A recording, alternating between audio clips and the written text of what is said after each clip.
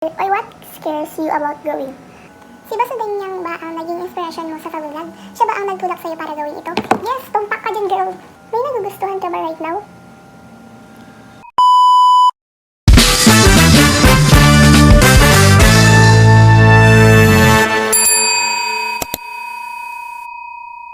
So, hi guys! Oh my gosh, ito nga din talaga yung first vlog ko dito sa YouTube.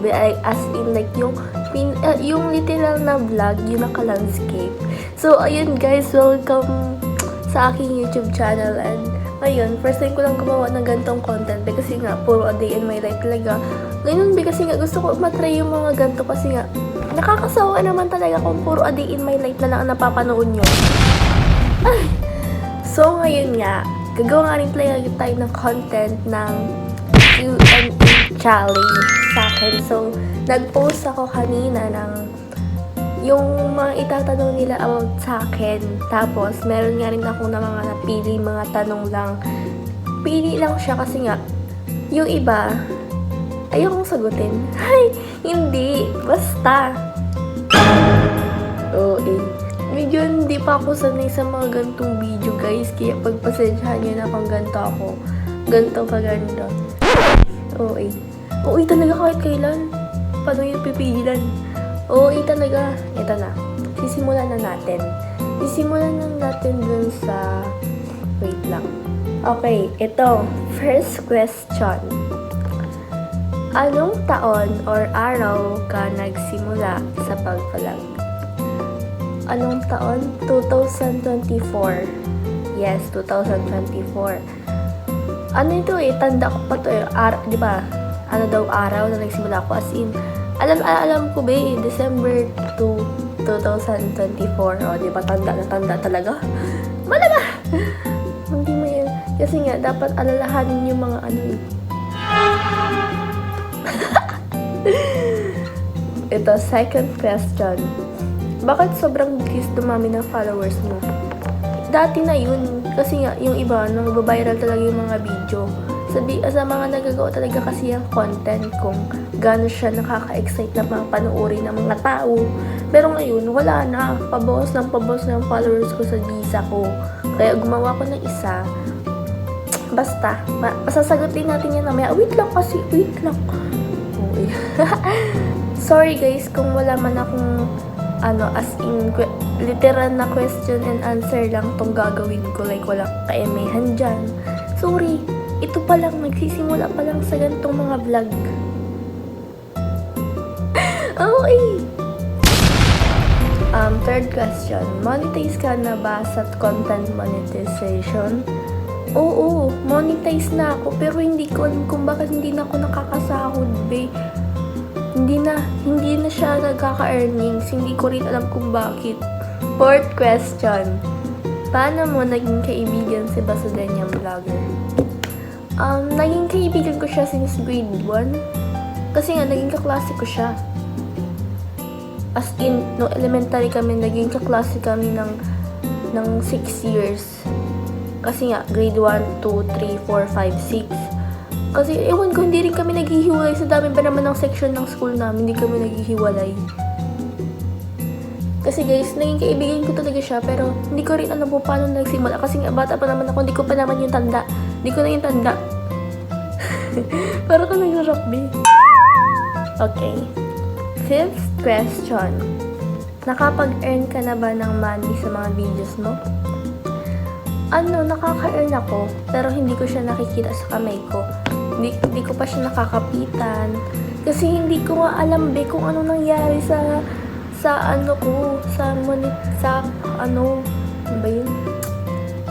payout account. Hindi ko rin alam kasi hindi ko naman siya naayos. Tas may napindot kasi ako doon. Hindi ko rin alam, kasalanan ko rin naman yun. Pero kaya nagawa ko na isang account, naka-people, yun yung purpose nun, para dun yung second chance ko na makasahod nga, be. Hindi na talaga ako magpipindot ng kahit ano, magpapatulong na ako. Pipindot-pindot kasi dyan ng kahit ano. Hindi yan tuloy ng pala mo. Inaaway si Sal. Sorry guys, gito talaga ako. Ang ganda ko. Like, alam niyo ba, Kaya ngayon ko na ito ginawa. Sunday, January 4. January 4 ko na itong ginagawang video to kasi nga, magkakapasok na bukas, baka mabisi na ako sa mga daming gawain. So, proceed na tayo sa next question. Pang-anim na question na to. Okay. Ay, hindi ko pala na shoutout kung sino yung basta nakikita yun na lang dyan yung name. Ano to eh? Si John Ray Amandi. Siya yung nag-prepare ng 5 question for me sa comment section. And next, ito na nga rin sila. 6, question number 6. Christine Igatlo. Huli, best friend ko to. Nakikita niyo naman yung sa vlog ko. Yung unexpected best friend ko siya, guys. Fans ko siya, tapos naging best friend ko. Like, tanong niya is, what scares you about growing? Parang yung hinakatakutan ko about sa paglaki? Yung paano mo hahamunin yung totoong buhay, kasi nga, kapag lumalaki ka na, magdalas yung kasiyahan. Kasi nga kapag lumalaki ka na, parang mababawasan yung kasiyahan mo kasi nga, nung bata ka, lahat parang na-excite ka pa sa mga gantong bagay, ganyan. Pero pag tumanda ka na, parang hindi ka na ma-excite. Like, ganun, hindi mo na siya mararamdaman ulit nung nararamdaman mo nung bata ka. Tapos, natatakot rin ako sa hamon ng life. Kasi nga, hindi talaga madali, like, about sa financial problems pa lang, kung paano ka mag-work, paano mo iahon yung sarili mo or yung pamilya mo, di ba? Ganun. Kaya ngayon, ini-enjoy ko na yung kung ano yung ngayon, kung ano yung mga nangyayari. Kasi nga, pagtanda ko, hindi na to mangyayari. Kaya ini-enjoy ko na. Kaya guys, hanggang bata pa tayo, enjoy your life. Kahit marami kayong pinagdadaanan dyan, labanan nyo lang kasi paano pala kung may mas pa dyan, may mas alam mo yun, yung mas malaki pang problem pag tumanda ka. And question number 7. Ito, ang daming tanong ito ni Ate Jihana Quiapo. Si Ate Cha, ito yun. Isa din to sa naging unexpected best friend ko. Pinsan siya ni Christine. So, ang dami niyang mga tanong, guys, kaya sasagutin natin. Ito, kung may isang tao kang gustong pasalamatan ngayon, sino siya at bakit? Kung isang tao gusto kong pasalamatan ngayon, yung mga nag-alaga sa akin since nung bata pa ako, like, yung mga magulang ko ba? Kasi hindi ako ganito ngayon kung wala sila. Diba? Ang gusto kong pasalamatan sila, mama ko, si mama ko, si papa ko rin, syempre, kahit ganun. Yung rin, nag-aruga din siya sa akin. Pati yung lola ko, babe. Sobrang ko kasi nga, since nung bata ako, siya na talaga nag-alaga sa akin, like, hanggang ngayon.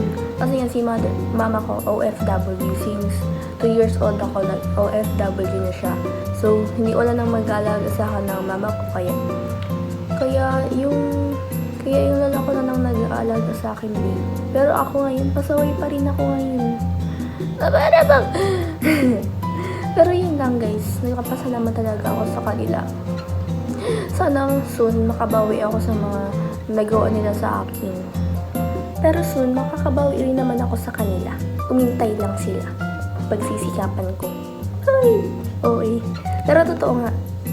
And next, ito, si Joy to the World. Ano ang favorite mong food? Ang favorite kong food, hindi ko alam po anong klaseng food, like street food din. Pero ang gusto ko talaga, fries. Hindi ko alam yung lasa niya kasi ang sarap niya. Oo, naman sa Yun, gusto ko ng fries, tapos, food din, ay hindi, drinks kasi yun. Food ba? Ayun lang naman, hindi ko alam kung ano yung mga specific na favorite food ko. Hindi ko rin alam. Basta naisip ko lang fries. Basta yun. Lahat naman kinakain ko binang pagkain. Huwag lang yung lasang hindi maganda ang lasa. Eto. Si Angel Adina. Anong grade mo nang maging classmate mo si Ate Shine? Grade 1 po ko siya naging klase. Yes, since grade 1. Ang daming gusto kong ang dami kong gustong sagutin na tanong ni Ate Jihana Kiao. Ate Jihana kasi nga, ang gaganda naman ng tanong niya. Pero mamimili lang ako. Eto, maganda tong tanong. Kasi nga, wala ako ngayon kung wala siya. Wala ka. Okay. Ang nag-question nito is si Julian Subing Jumalon. Si Basudanyang ba ang naging inspiration mo sa pag-vlog? Siya ba ang nagtulak sa'yo para gawin ito? Yes, tumpak ka dyan, girl. Hindi, siya kasi talaga yung rason kung bakit na ako nag-vlog ngayon. Parang na-inspire na ako kasi nga gusto ko rin i-try. Like, anong feeling? Kasi dati guys, nag-vlog na rin talaga ako nung bata ako. Pero kung ano-ano naman yun, may YouTube channel pa kami ng pinsan ko, nagagawa kami ng challenge. Pero di ko na lang kung nasaan yun. Pero nagtulak talaga sa kanya Sunshine kasi dati guys, nung last year, 2024, mga December siguro to. Hindi, November. Kasi guys, nagpapanail siya dito sa may shop dito. Kasi nga, taga dito lang yung pinapagawa niya ng nails. So, nagulat din ako kasi nga, kinuha pa lang ambassador ni Ate Ja. Tapos, nagulat din siya kasi nga, kaibigan ko pala siya, be. Like, ayun, tapos kapag nagpapagawa siya, lagi ako nasa loob, nakikichismis. Sabi ko, uy, napapablog baga ako. Nakakaano ba? Parang, sabi niya, sige na, Jess, ituloy mo na yan, ganyan. Tapos, si mama din shine si tita. Parang pinopersige nila ako na gawin na yung gusto ko. Pero nauna, nahihiya ako, sabi ko, ang gaganyan pa ako, basta na, parang hindi ko pa akaya. Ayun. Pero nagawa ko rin naman siya. Kaya thank you sa'yo, Sunshine. Pero, alam niyo ba, hindi ako nakakaramdam ng kahit anong jealous or inggit sa kanya. Kasi nga, deserve niya yung kung ano siya ngayon. Be proud na proud ako dun. Kasi nga, simula nasaksihan ko kung paano siya naging successful. Kasi nga, dati, si mama niya palang yung nag-vlog. Tapos, nasasayahan ako pag ma-vlog sila. Parang, nasisiyahan ako pag ma-vlog na napunta sa school. Kasi nga, makakasama ako sa vlog, be. Like, tuwang-tuwa na ako dun, be. Kahit wala pa sila masyado dun followers. Pero okay lang kasi nga, be, nagbunga yung pagsisigap nila. Kaya, I'm so proud of you. Mahal na mahal kita. Like, isipin mo yun, be. Dati, lang tayo, pero ngayon, bonggang-bongga ka na. Yeah, I'm so proud of you, girl. Okay. So, next question. Alam May Roldan, mahirap ba mag-vlog? Mahirap siya, pero kung gusto mo, magiging madali. Like, kung gusto mo talaga, like, may reason ka kung bakit mo ginagawa to. Hindi ka, sisipagan ka talaga, pero mahirap siya, actually. Pero, kaya niyo yan kung gusto niyo mag-vlog. Kaya niyo yun, babe. Next question. Ashi Revende? Yes, si Ashi Revende. Shout out sa inyo, guys. What is your biggest fear? Ang biggest fear ko talaga, like, super. Like, biggest talaga. Nang, mawala ng mahal sa buhay. Like, hindi ko pa yung nararanasan. Kaya natatakot ako mangyayari. Kasi nga, hindi ko alam kung ano magiging action ko. Kasi nga, hindi pa talaga, like, yung pinakamahal ko sa buhay, hindi pa talaga ako nawawala. Kaya natatakot ako, pero lahat naman kasi may hangganan ang buhay, kaya kailangan din tanggapin. Pero, syempre, mahal mo yung tapos mawawala na din yun. Pero, basta parang yun ang kinakatakutan nyo talaga sa lahat. Kaya, sana matagal pa yung mangyari. Wag mo na ngayon, hindi pa ready si self. Dapat kapag naging strong na lang ako. Kaya kapag may mga kaibigan ako nawawalan ng mawala sa buhay, sobrang nasasaktan na rin ako. Like, para bang nasa sitwasyon nila ako, kaya natatakot na ako. Kasi paano pa kaya kung sa akin nangyari, diba? Like, ang sobrang hirap na. Lahat naman siguro yun ang kinakatakutan, diba? Ito si Violin Talintam. May nagugustuhan ka ba right now? Ang sagot po dyan ay, opo, ate. Yun lang. Yun lang naman ang tanong mo, kaya yun ang sasagutin ko. May nagugustuhan po ako ngayon. Since dati pa.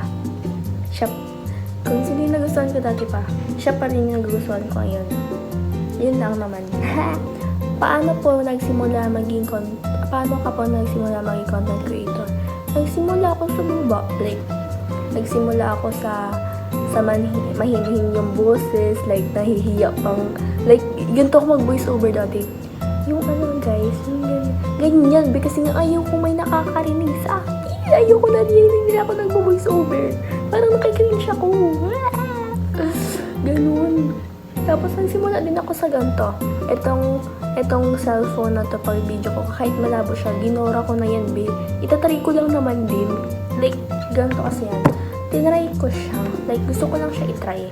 Kasi wala namang masama kapag nag-try, diba? Kaya kung ano man makalabasan nun, sabi ko, okay lang yun. Basta at least nag-try ka. Hindi mo rin naman alam kung ano mangyayari kung hindi mo itry. Kaya ayun, be. Buti na lang. Sobrang thankful ako sa inyo. Ayun lang naman. Kung gusto niyo magsimula lang maging content creator, huwag kayong matakot sa mga bashers, guys. Kasi nga, yan talaga yung reason ng iba kaya natatakot magsimula mag-vlog na may mga basher na walang magsusuporta. Be, may magsusupport yan. Be, ang pinakaunang magsusupport yan, mga kaibigan mo, mga kapilya mo. And then, kapag grow, hindi marami ng ibang magsusupport sa'yo na ibang tao, be. Kaya itry nyo lang at nang itry, gawin nyo yung best nyo kung gusto nyo na yun talaga. Gisa, ano pinakamalaking hamon na naranasan mo bilang vlogger at ano ang pinakamahalagang aral na natutunan mo sa pag-vlog?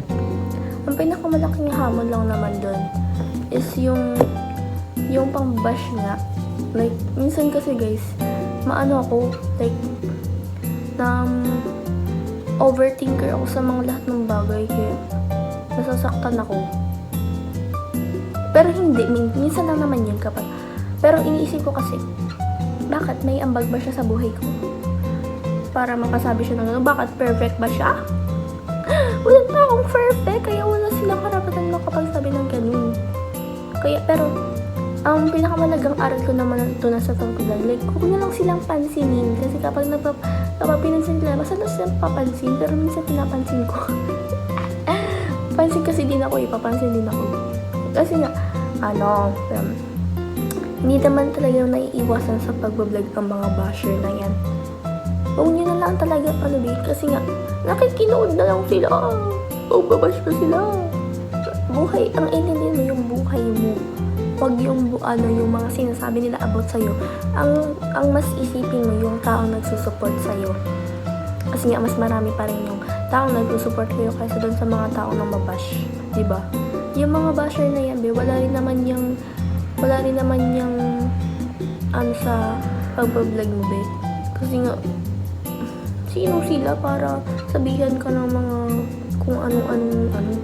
Like, sabihin nyo, ang pangit mo naman. Bakit ikaw kaya mag-vlog? Like, sabihin ka, ang pangit naman ng vlog mo, OA mo naman sa vlog. Ikaw kaya mag-vlog, be. Okay, kaya, kung ayaw nila kasi manood, mag-scroll na lang sila. Sorry, ganito talaga ako magsalita, be. OA kasi ako, eh. Like, mag-scroll na lang sila, diba? Kung ayaw nilang panoorin yung mga videos natin, yung mga vlog. Kaya yun, be. Yung alam niyo, ang mga basher ang nagpapalakas sa mga vlogger. Like, sabihan nila ng mga masasakit na bagay. Gagamitin mo yun para mas maging malakas ka. Pero totoo yun. And then yung isa sa nagpapasikat sa'yo. Ay, alam niyo ba? Kapag nakabasa ko ng mga basher, sobrang natutuwa ako nun. Kasi nga, alam niyo ba? Ibig sabihin nun, dumaan siya sa feeds mo na hindi siya naka-follow. Ganon. Kaya na-excited, oh my gosh, may basher ako. At least pinanood niya yung video ko, diba? Kahit hindi siya naka-follow. At least nag-effort pa siyang mag-comment, diba? Kahit wala naman siya panahon na mag-comment, nag-comment pa rin siya. Perfect. Si Ate Jihan ulit. ano isang pangarap mo noon bilang bata na gusto mo pa rin matupad hanggang ngayon? Ewan ko, ang gusto ko lang naman ang pangarap ko sa buhay yung maging matagumpay, yun lang talaga. Like, maging success, maiahon ko yung family ko. Like, di na kami mahahirapan sa mga bayarin. Like, makatulong ako. Hindi ko nga alam niyo ba guys, hindi ko pa talaga alam na yung gusto ko talaga makuha sa pag-college ko, like course ko. Hindi ko pa alam. Pero gusto ko talaga maging flight attendant. Yun talaga yung gusto ko pa ngayon. Pero wala pa siya sa puso ko. Nasa isip ko pa lang siya. Hindi ko pa siya gusto. Hindi ko alam kung bakit ganun. Pero malalaman ko na lang din yan. Basta ang gusto ko lang maging success sa life. Lagi ko yung pinagpe-baby na sana maging success naman ako sa life. Para may papanulayan din ako. Nahihirapan din kasi sa sarili ko. Feeling ko kasi dati iniisip ko na feeling ko ang hina-hina ko. Kino-compare ko yung sarili ko sa iba. Like, buti pa sila. Paano naman kaya ko ba ito harapin? Kaya ko rin ba ito gawin? Ganyan talaga ang mga tinitik ng aking head. Yun lang, ganun kasi ako guys. Overthinker ako. Pero babaguhin ko na yung this 2026. At ayun lang naman. So, thank you for watching at marami kayong nalaman sa mga buhay-buhay at marami kayong nalaman tungkol sa akin kahit di naman talaga masyadong marami. Pero, soon, mas marami pa yung masasagot natin guys. Kailangan ko rin kasi gawin tong video na to kasi nga, magiging busy na ako sa next day kaya siguro hindi ko kaya siyang pagsabayin. Ganun kasi ako guys, ang hirap, parang nabibigatan ako sa feeling. Pero ayun lang naman. Kasi nga, next may vlog, meron na akong vlog, pero ano lang siya, literal na day in my life na may dadating dito sa bahay namin. Pero hindi ko alam kung mapopost ko na ito na nakadating na siya or na-post ko ito bago siya magdating. Pero, ayun lang naman. Thank you for watching. Salamat lagi sa pagsusupport sa akin. Mahal na mahal ko kayo, like super. OA na sa OA, basta yun lang be, mahal na mahal ko kayo. Ayun lang, magagawa pa ako ng more contents na makakatulad ng mga ganito. Meron nga rin talaga akong naisip ang isang content, pero soon na yun. Kaya ayun lang naman be. Maraming salamat sa panonood mga people. Bye bye!